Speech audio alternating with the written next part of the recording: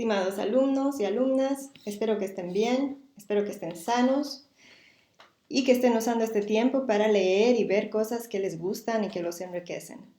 Esta semana he decidido hacer un video porque como estamos viendo lenguas, obviamente es muy importante la parte oral, entonces estoy ensayando esta forma de transmitirles la clase.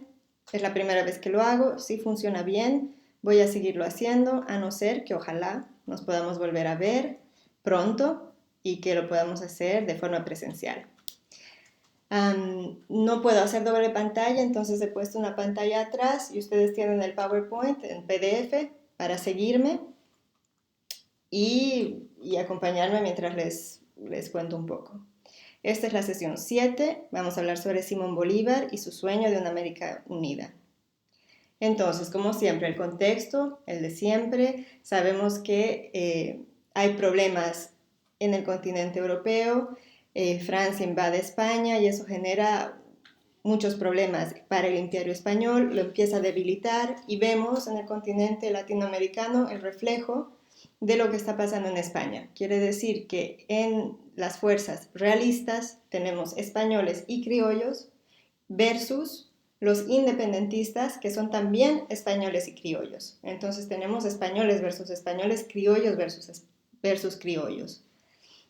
Eso al principio. Más adelante, las luchas de independencia logran incorporar a sectores populares, a los indios, a los negros, a los mestizos, y entonces estas luchas van adquiriendo un carácter más popular, como lo vamos a ver a continuación. En general, estas luchas tienen dos objetivos claros: emanciparse del dominio español y evitar que América Latina caiga en una organización política absolutista, nuevamente, y por otro lado, intentar conservar la unión política que se hereda de los virreinatos. Es decir, que mientras estamos bajo el dominio español, somos una sola nación. Y la idea es poder mantener esa unidad, pero de forma independiente. En todo caso, esa fue la visión y el gran sueño de Simón Bolívar, que fue acatada y construida por otros también, pero en particular por él. Entonces, el libertador. Simón Bolívar nace en 1783 y muere en 1830. Es tal vez la figura más importante del siglo XIX en América Latina, es el gran libertador, es la gran figura de independencia, es una de las figuras más importantes en la historia universal. Fue un soldado, héroe, radical, dictador, general, hombre del pueblo, padre de la independencia. Como toda figura histórica, es tanto celebrado como criticado. Fue por un lado héroe, gran hombre del pueblo, por el otro lado un dictador sanguinario. Entonces, como toda figura histórica, tiene una dualidad y es cuestionable sobre muchos puntos y sobre otros es un gran héroe. Entonces, él nace en una familia de terratenientes en Caracas, Venezuela. Es una de las familias más ricas de Venezuela, son grandes terratenientes. Entonces, desde niño, Simón nace a este mundo, pero es muy crítico y se da cuenta de las diferencias e injusticias que ve alrededor de él. A pesar de que nace en un mundo donde tiene dinero, su familia tiene mucho dinero, él queda huérfano a los 10 años. Entonces su madre y su padre mueren de diferentes enfermedades y él se queda con un tío lejano que no le interesaba mucho estar con Simón, entonces lo dejaba con diferentes tutores para que estos tutores se encargaran de él. Simón, que era niño y adolescente, no le interesaba mucho estudiar ni estar con tutores, exceptuando Simón Rodríguez, que es el personaje más importante tal vez de la vida de él, porque es Rodríguez quien lo introduce a pensadores liberales y a pensadores de la Ilustración y de todas estas ideas de Europa que van llegando. Y en estas basa, como Jean-Jacques Rousseau y otros, basa sobre estas ideas su pensamiento político. A los 20 años, como era normal para la época, los aristócratas criollos viajaban a España para formarse, para interactuar con la nobleza y entonces crear alianzas y tal vez para encontrar una esposa, casarse, formar una familia. Simón hace eso, va a España y conoce a María Teresa del Toro Alayaza, que es su esposa, se casa con ella y es conocida como su gran amor. Regresa con ella a Caracas para fundar una familia y lamentablemente María Teresa muere de fiebre amarilla a poco tiempo de llegar. Se dicen los escritos que Simón cae en una depresión profunda y está muy angustiado por la pérdida de, de su esposa y de la mujer que él amaba, y es por eso que decide entrar a la vida política, para no pensar en la depresión de haber perdido a María Teresa. Es conocido también que Simón Bolívar nunca más se vuelve a casar, porque él había jurado, es su único amor, María Teresa. Entonces ese es uno de los juramentos que tiene él. Y como sabemos, nunca más se casa. Y para seguir adelante con su vida y pensar en otra cosa, se mete en política y así empieza su gran trayectoria. En 1804 vuelve a Europa porque quiere conocer a Napoleón, que es su gran héroe. Decide ir a Francia y cuando llega a Francia ve la coronación de Napoleón, que se nombra emperador, y ve que en realidad es un hombre déspota y empieza a sentir repudio hacia él y hacia el orden monárquico que ve tanto en España como un poco traducirse en Napoleón. Entonces empieza a tener sentimientos de repudio, de odio hacia la monarquía y hacia la estructura monárquica que ve en Europa. Casualmente se encuentra con su antiguo tutor, Simón Rodríguez, que estaba exiliado en Europa porque tenía ideas muy radicales. Viajan juntos a Italia y es ahí donde Simón tiene un segundo juramento conocido, jura dar su vida para liberar al continente sudamericano. Entonces, decide volver a Caracas y ve que con las revueltas que ya estaban empezando a suceder, porque España estaba empezando a perder control de sus colonias por los problemas que tenía con Napoleón y el hermano de Napoleón, ve la oportunidad perfecta para lanzarse en su lucha y para liderar la lucha independentista.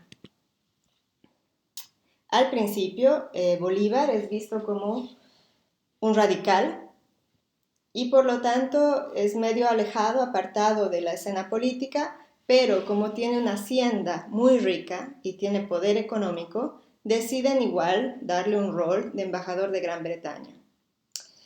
Él en ese momento se asocia con Francisco Miranda, que era un liberal radical, que puede haber sido una mala movida, porque Miranda era muy mal visto por el pueblo, porque era muy radical y porque no era muy honesto.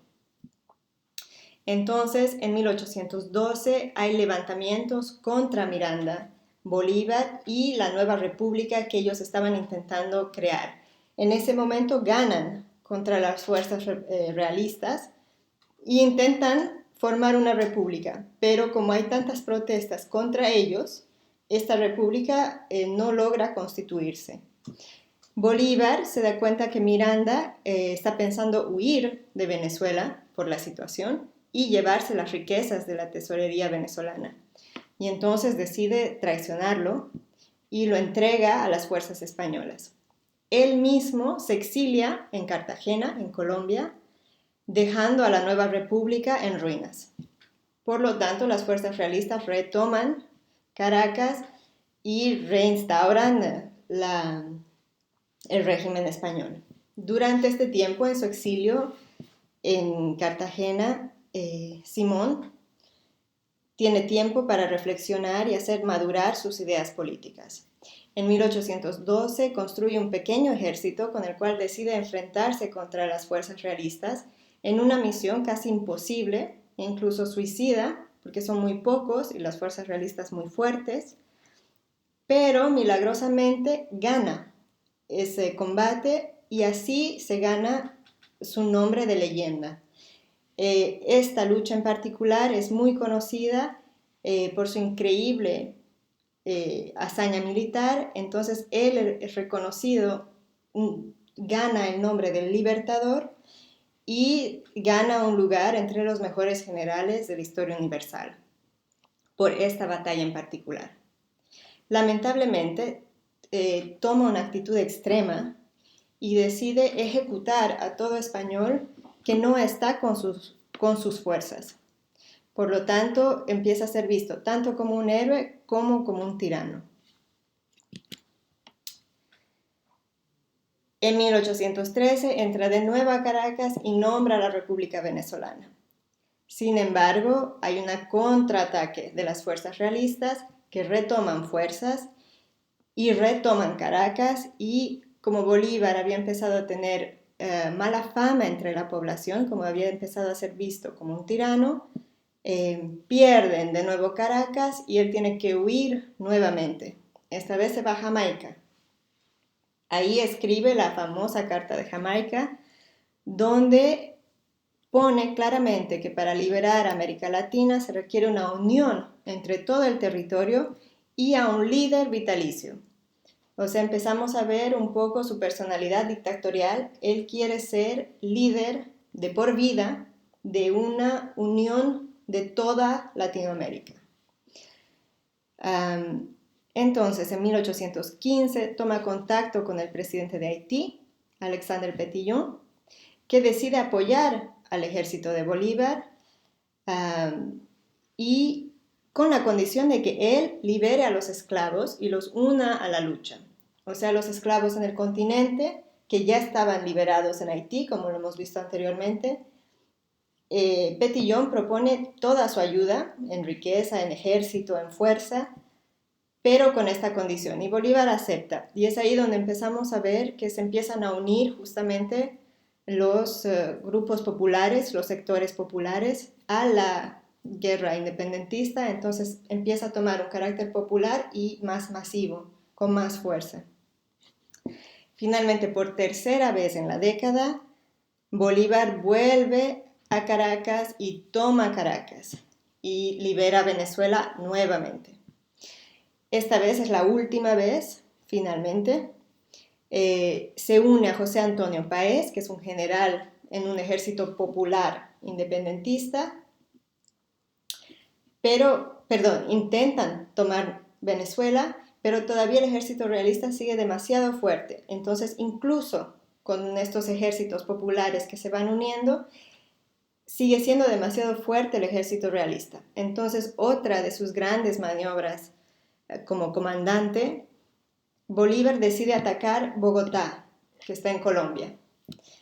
Todo el mundo sabía que atacar Bogotá era muy difícil porque había que cruzar las montañas, los Andes, que son muy altos, que hace mucho frío, después pasar por la selva. Muy difícil que un ejército lo pueda hacer. Y entonces las fuerzas realistas tenían muy poco ejército en Bogotá porque sabían que estaban protegidos por la geografía. Sin embargo, Bolívar decide ir a Bogotá con su ejército. Lamentablemente pierde a muchos hombres en este camino porque es un camino muy difícil, pero logra en 1819 llegar a Bogotá y tomar Bogotá, ya que estaba con muy poco ejército realista. Entonces esa es otra de sus grandes victorias como estratega militar. En 1821 decide volver a Caracas para tomar Caracas finalmente y aprovecha de que ha ganado mucha fuerza tomando a Bogotá. Tiene mucha gente, tiene al pueblo apoyándolo, tiene mucha gente que se ha unido a su ejército. Y por otro lado, en España la guerra civil está tan fuerte que el ejército realista de las colonias está muy débil. Entonces finalmente vuelve a Caracas por última vez y esta vez sí, logra tomar Caracas e instalarse y sacar completamente al ejército realista. Decide formar una gran nación con los territorios que ya han sido liberados. A esto se conoce la Gran Colombia, que incluye Venezuela, Colombia, Panamá y Ecuador.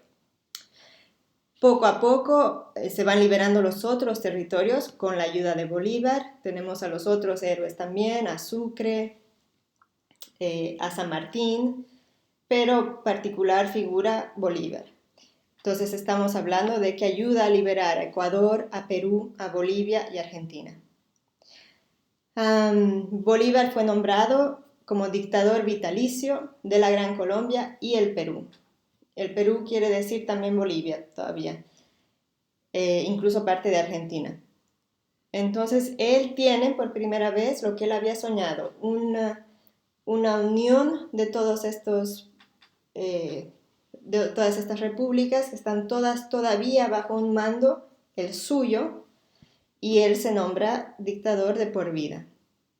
Lamentablemente, de nuevo, se lo muestra muy dictatorial, muy autoritario, intenta obligar a estas nuevas repúblicas a formar parte de una sola unión, siendo que estas repúblicas en el fondo no querían ser autónomas y liberarse. Entonces entran en conflicto con él y él tiene que volver a Caracas y dejar Perú y pierde la posibilidad de gobernar en una sola nación e incluso de gobernar ya en cualquiera, porque cuando vuelve a Caracas es muy mal visto, tiene muy pocos amigos. En 1820 hay muchos intentos por asesinarlo, particularmente en el de 1828, que es el momento donde interviene Manolita Sáenz, que lo hemos visto en otro momento. Entonces tiene muy pocos amigos y ya no tiene la posibilidad de gobernar. Encima está ya enfermo. En 1830, enfermo y odiado, muere de tuberculosis, pobre y exiliado. Y así termina su carrera como militar, en un estado de pobreza y de soledad. Sin embargo, la historia lo recuerda como el gran héroe de la independencia latinoamericana y un gran personaje militar y estratega. Entonces, como hemos visto, como han podido leer en las presentaciones orales de sus compañeros, se intentan formar nuevas repúblicas, nuevas naciones, y esto tiene nuevos problemas. Según el historiador argentino Jorge Abelardo Ramos, la independencia del continente latinoamericano se hace a costa de la unidad, y esto genera guerras civiles internas. Quiere decir que sí, efectivamente nos liberamos de España, pero eso viene a costa de que se empiezan a crear guerras entre latinoamericanos y entre estas nuevas naciones que van surgiendo, y eso rompe la posibilidad de una sola nación latinoamericana. Como han hablado sus compañeros en sus presentaciones, hay muchas razones por las cuales la construcción de nación en América Latina fue una tarea muy difícil, incluso sigue siendo hoy tal vez tarea difícil. Es tema de debate si tenemos o no nación en América Latina. Hay muchos trabajos sobre eso y muchos debates alrededor, pero hay razones claras por las cuales crear una nación en América Latina fue muy difícil. Por ejemplo, las fronteras que no estaban claras, los virreinatos. Como vemos, hay países que pertenecían a dos virreinatos, como Bolivia, que pertenecía al virreinato del Perú y también al virreinato de La Plata. Entonces los territorios no estaban bien definidos. Tampoco estaban definidos los territorios de las etnias. Tenemos una misma etnia en 3 diferentes países. Entonces las fronteras son muy porosas y muy poco claras. Tenemos sociedades demasiado heterogéneas, con conflictos internos profundos de clases, de raza, de etnia, de historia. Entonces una sociedad demasiado heterogénea para unirla. El modelo mismo de nación que es importado desde Europa tiene bases en un contexto europeo y no así bases en el contexto latinoamericano. Entonces se importa un modelo que no tiene necesariamente mucho que ver con la realidad latinoamericana. Tenemos problemas económicos, deudas, dependencias de Europa, las nuevas repúblicas dependen mucho de los antiguos imperios todavía económicamente, tenemos caudillos, tenemos la formación de oligarquías que implica mucha inequidad entre la población, problemas entre lo rural y lo citadino, que se podría generar, es decir, entre los pobres y los ricos, siendo la parte rural mucho más pobre que las ciudades.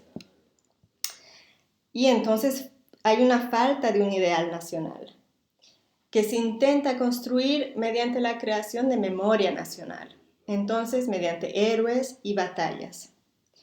A todo esto tal vez podemos excluir a Brasil y México, que por sus particularidades podemos decir que logran construir naciones, sobre todo Brasil, que bueno, compartía un idioma, sus fronteras son claras, por sus particularidades tal vez son las dos excepciones que logran realmente construir nación. Entonces, como estamos hablando de Simón Bolívar, que es el héroe, he decidido incorporar la visión psicoanalítica del arquetipo del héroe. ¿Qué hace que una población tenga un héroe? ¿Qué hace que una población tenga un héroe?